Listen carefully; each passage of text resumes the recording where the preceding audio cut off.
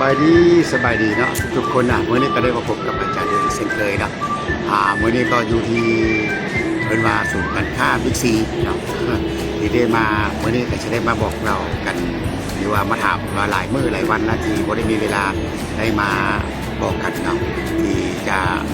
อัปเกรดเกี่ยวกับข้อมูลข่าวสารเกี่ยวกับของโลกของคริปโตเคอเรนซีนี่แหละเนาะคริปโตเคอเรนซีณปัจจุบันนี้โอ้โหถือว่ามีหลากหลายเลยที่คนสวยโอกาสในการที่จะมาใช้ในสองทางนี้ในการที่สร้างเงินให้กับตัวเองเนาะในการที่จะมากอบโกยเอากับเงินกับคนที่โมโห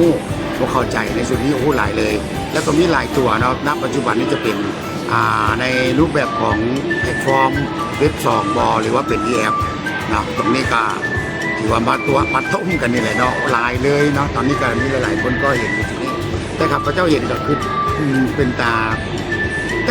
ที่ว่าจังไดเนาะกับคนเฮาที่ว่าสิ่งที่มันดีๆเขาก็บ่แล่นมาหาแต่สิ่งที่มันบ่ได้เขาก็แล่นไปหา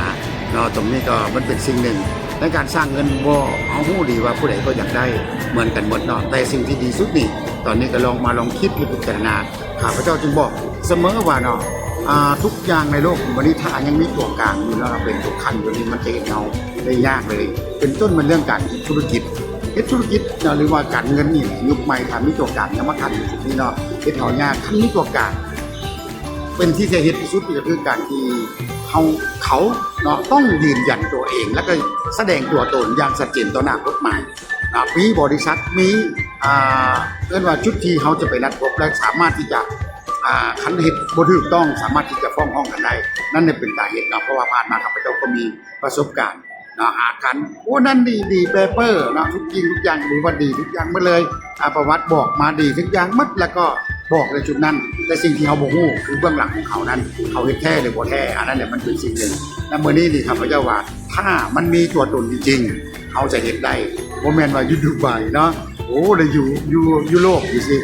ครับมาสิเงินกลางอากาศเนาะเป็นเงินคริปโตเป็นแค่ USDT เอามาอ้างกันว่าเป็นคริปโตนั่นบ่แม่นเนาะคันว่าคริปโตนี่มันบ่แม่นแค่ USDT มันจะมีหลายตัว USDT เป็นแค่ตัวกลางเป็นตัวซื้อให้กับคริปโตเคอเรนซีในการที่สามารถแลกเปลี่ยนและออกจากระบบได้เท่านั้นเองเนาะแต่วันนี้คือข้าพเจ้าก็มีระบบหนึ่งเนาะที่เฮ็ดอยู่แล้วก็ยังขับเคลื่อนในการสร้างชุมชนเป็น Sharing Economic System เนาะตัวนี้เป็นระบบแบ่งปัน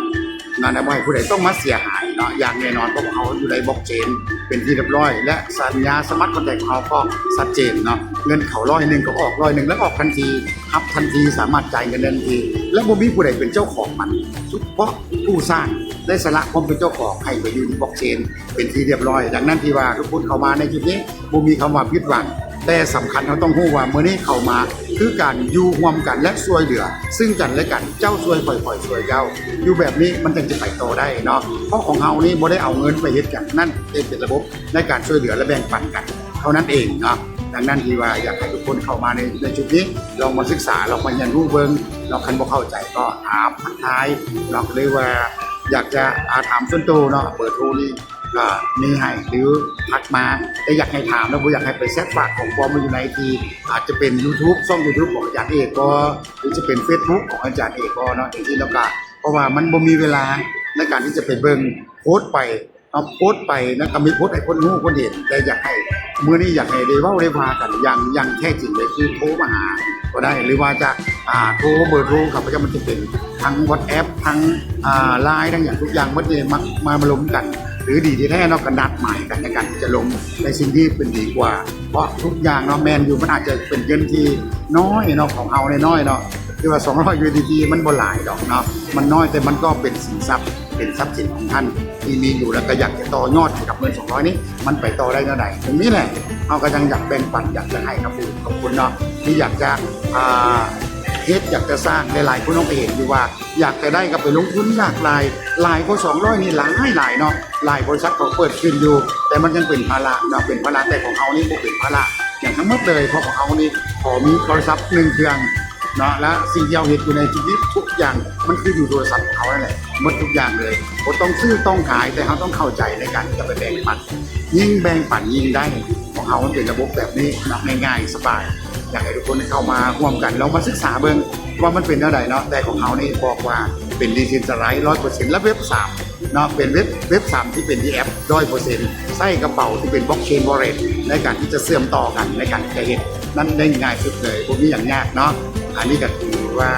ทุกท่านสามารถที่มาเป็นเจ้าของมันได้อย่างแน่นอนเนาะมือนี้ก็ขอฝากไว้ประมาณ4-5 นาทีนี่แหละเนาะสำหรับทุกท่านทุกคนมีเวลาก็จะได้มาอัปเดตกันอีกครั้งหนึ่งเนาะตอนนี้ก็ขอขอบใจเนาะสบายดีเนาะ